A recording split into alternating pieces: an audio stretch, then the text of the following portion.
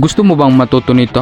Kaya mag-like ka na at mag-share. Panoorin mo na lang hanggang dulo dahil ito ay basic na tutorial para sa iyo. Proceed to intro. Let's go!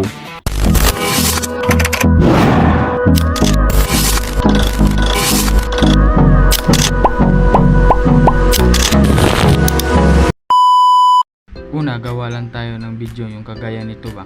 Kayo nang bahala kung anong ihaboy nyo. Yung sa akin, ito lang yung jacket. Dapat nakapokus kayo sa camera. Kagaya nyan. So nasa inyo na yan. Pwedeng damihin nyo yung paghaboy nyo. Dito tap lang natin yung CapCut. Tap din natin yung new project. At saka dito hanapin natin yung ginawa natin na video. So ito yung sa akin. Ayan. Add lang natin. At saka dito, on lang natin yung video para malaman natin kung saan tayo nagkamali. So kapag ganyan na mga ka-edit, pindutin lang natin yan. At saka dito scroll lang muna natin. Hanapin lang natin yung timing mga ka-edit ba. So kapag ganyan na, tumiming na si Sadboy, pindutin lang natin yung split mga ka-edit. At saka yan yung sobra, i-delete lang natin yan. So ayan na yung lumabas mga ka-edit. So pagkatapos nyan, i-check lang natin yung sa dulo mga ka-edit. So dito mga ka-edit, huwag natin kalimutan i-delete yung CapCut para wala tayong violation mga ka-edit. Ayan, kapag na-delete nyo na yung CapCut mga ka-edit, dito naman tayo mga ka-edit. Hanapin natin yung reverse mga ka-edit. Kaya pala hindi natin mahanap yung reverse, i-touch yung video natin na ginawa mga ka-edit.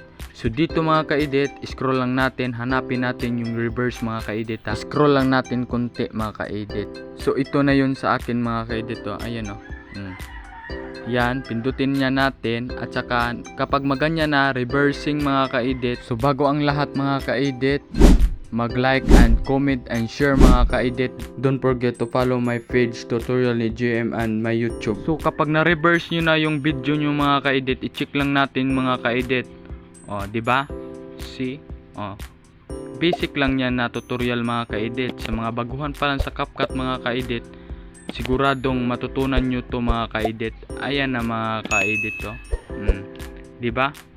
Don't forget to like and share mga ka-edit. Sana may natutunan kayo mga ka-edit. I-exporting na natin mga ka-edit. So ito na yung kalabasan ng ating video, yung kanina na ni-reverse mga ka-edit ba. So ayan na. Diba? Ganyan lang ka-basic na tutorial mga ka-edit. Sana may natutunan kayo mga ka-edit sa aking ginawa na video mga ka-edit. Don't forget to like and share and comment mga ka-edit.